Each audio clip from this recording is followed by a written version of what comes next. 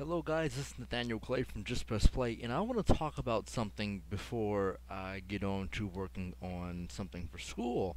Lately I've been very busy and I've been away from the channel, but I'm just going to make a quick video about something I'm starting to see that's starting to tick me off a little bit, and it's starting to make me kind of laugh a little bit as well because holy shit guys, it's just a video game, number one. Number two, it's a game that I kind of expect negative reviews for or didn't really have any high hopes going into, but seeing how people are defending it is the wrong way to go at things. The way people are defending Sonic Forces that Sega's supposed to be releasing, on the 7th in 2 days is just very, very poor and a little bit immature and funny a little bit. I've seen pretty cringeworthy comments due to the forces of evil that are Polygon, since Polygon's recently published an early review despite Sega, not allowing people to actually get review codes of the game at an earlier point until the game releases, which to me I see that controversial on its own, especially since we had that shitty 30-second demo they just released, a couple days ago or about a week or two ago in the Japanese eShop on the Switch. I thought that was a lot of red flags being raised when I played that demo myself. Now, this is something that I think is a little bit worrying. Polygon, just I took a couple snapshots, so I have to do this very fast. Polygon, of course, reviewed this game and gave it a 5 out of 10. Okay, I did read the review, and of course, I think that it was pretty justified. It wasn't the best review on earth. I think that they could have maybe seen it from the fan side of things. People need to understand that these are also critics who might not be fans of that franchise, and they're grading it on points of it being a typical platformer, a 3D platform that they've played before, and how a 3D Sonic game should usually be. So that's what they're grading it on.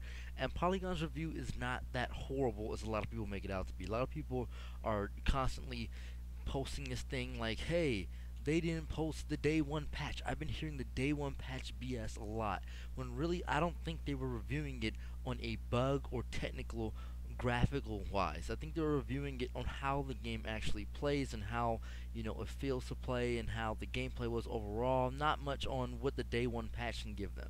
Because see, the day one patch might fix bugs, glitches, any issues with the content that loads up on the console. But at the same time, they're reviewing it on the entire game as all. I don't know if that day one patch can really fix the issues that Polygon brought up about the game. Now, on to people's responses on Polygon's Twitter account and people on other forms of social media, including Nintendo game sites and stuff like that. I've been seeing people just spamming a lot of shit. Okay, no offense to anybody, no offense to Lord of the the Flickies on Twitter. You make some good points, but at the same time, the review is nowhere near the bare bones. Um, they broke. Okay, yeah, he states that they broke the review copy embargo, and then he said it's not convenient until he gets it, which to me is, once again, guys, do not fall for this. This is the one thing that Sega should not be excused of. When these people put these review embargoes on games so people don't know how bad they are until the game comes out, is a bad trend in the gaming industry. And Sega following it is something I would not defend at all. I would not defend this practice, and I do not defend anything that is shady. This is shady. The 30-second demo, the blocking review copies, the personally going out, and the way the fans are responding to this is also really bad publicity for the game. And overall, I have played the demos, and from the 30 to like a minute I got from the demo, it does feel kind of on rails in my opinion. The character creation thing, I didn't really care for it that much, but that's my opinion. Now, does that mean pitchforks because this guy doesn't have the same opinion as me? No, actually, no. I don't think that's true at all. Now, there's a couple of comments. I'm snapshotting this because it seems like the fans don't understand that sometimes this can happen to games. This is one. Fuck ass Polygon out of all people. I haven't believed the word they said. Sonic fans, Gamergate. Holy shit, these comments are cancerous, guys. No, this is why I think that the review embargo should not have happened, because these really these are the people representing your fan base. Come on, this is horrible. Sonic fan base in general, I don't. This should have been a red flag for everybody. So as I was saying, just overall, people saying all this stuff about Sonic Forces, having all this review embargo and stuff like that on their product.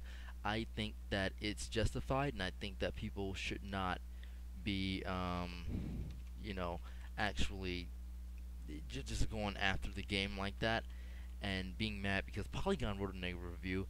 In all honesty, guys, you have to understand that people. Well, there goes Edge messing up. But you have to understand, guys, overall, that they didn't write a horrible review. I'm actually kind of defending them on this. They didn't, write a horrible review, and I don't think a day one patch is going to fix as much as they've written. Cause this is not a lot. The guy said it's bare bones. No, this is a good 3 pages of writing. It's not bad. That's. And of course, across all platforms, which was very surprising, they gave this a very negative thing. I don't know if I can really believe that. I think that's one thing I got out of it.